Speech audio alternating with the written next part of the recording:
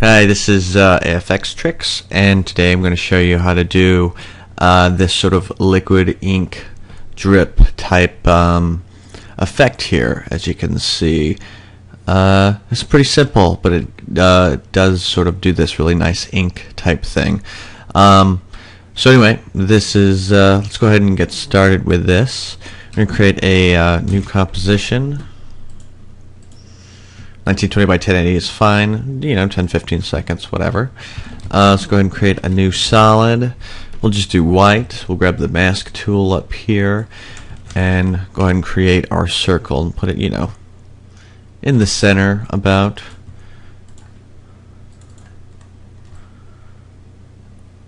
You could probably use a shape layer for this too. I use masks a lot, so it doesn't really matter. Yeah. And then that looks fine. We'll go ahead and grab a ramp here, set it to radial, and let's switch these points here.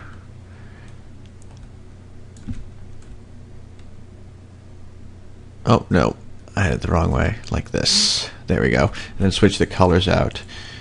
And we'll do this something pretty subtle there, and bring this up. There you go. Maybe something like that.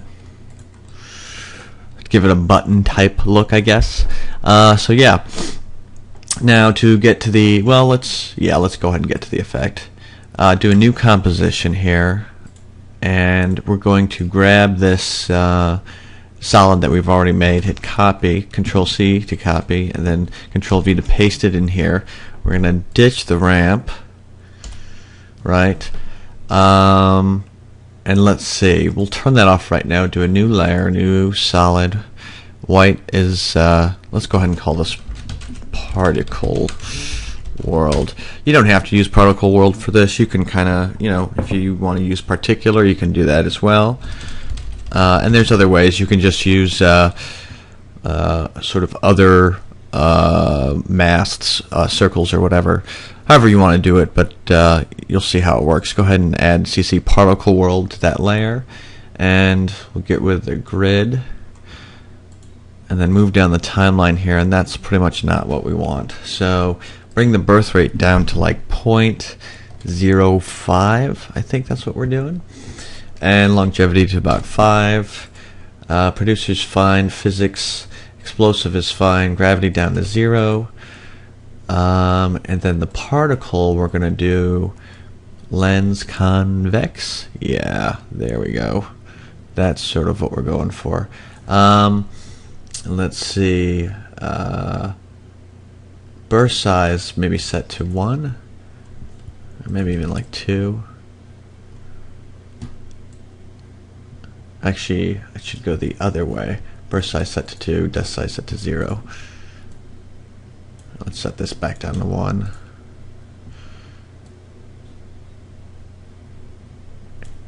Maybe something like that. We'll see how it looks in a minute. And let's see, max opacity, just go and bring that up to 100. And I think that's it. Let's see how this plays out. That's okay, I think. A little fast. We can go to particle, physics, velocity, bring that down to like 0.5.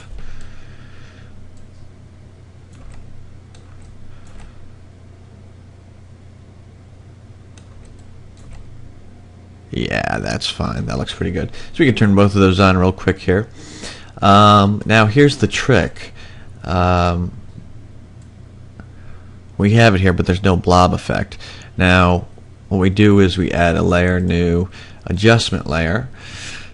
And this is originally showed up on Harry Frank's website, Gray Machine, I think it's called. And then later, Mike the Monkey Sempton talked about it on Grayscale Gorilla, this technique. And I haven't seen it really in too many places, so I thought I'd do a quick tutorial on just how to do this. So first we're going to do a fast blur. We're going to blur repeat edge pixels, maybe do that to like 40. You might want to change that later. And you can already see sort of that we're starting to get there. And then just add a levels, and on this levels, change the channel to alpha, and now we're going to squish these two knots close together. The trick here is you don't want to get them too close together, because then you might get some aliasing problems, but you know, pretty close. And as you can see here, we suddenly have that sort of blobby effect, which is pretty cool. And you know, you can play with the blur here to sort of make it even more. Yeah, see? And then squish these knots together to give it a, yeah. And that's pretty much how you make the effect. I mean, you can do the same thing without Particle World. You can just sort of, you know, create a new layer, and we'll go ahead and grab just a circle here, and we'll, you know, keyframe the mask here at 0. Go to, I don't know, 2 seconds or so, and then just move that mask over like that. Put it under the adjustment layer, and see how this looks. Yeah, see? Pretty cool. Very drippy, liquid-like. So yeah, this is pretty easy to do, and it's you kind of have to use solids. I mean, if you can't really use like pictures or anything like that, because it's just not going to look right unless you create this effect and use it as, say, like an alpha matte for a picture or something. So you could do that as well. So yeah, once yeah, there's your effect, and then go back to comp 1 here and bring in comp 2. There's our blobs. And I think I just copied the ramp over, didn't I? Yeah. Control C, Control V, and I added a new solid. We'll call this ramp for the ramp BG for the background, right? And let's do add a ramp. And you know, it's another radial ramp. We'll do something sort of like a dark, more grayish, and then just move that out.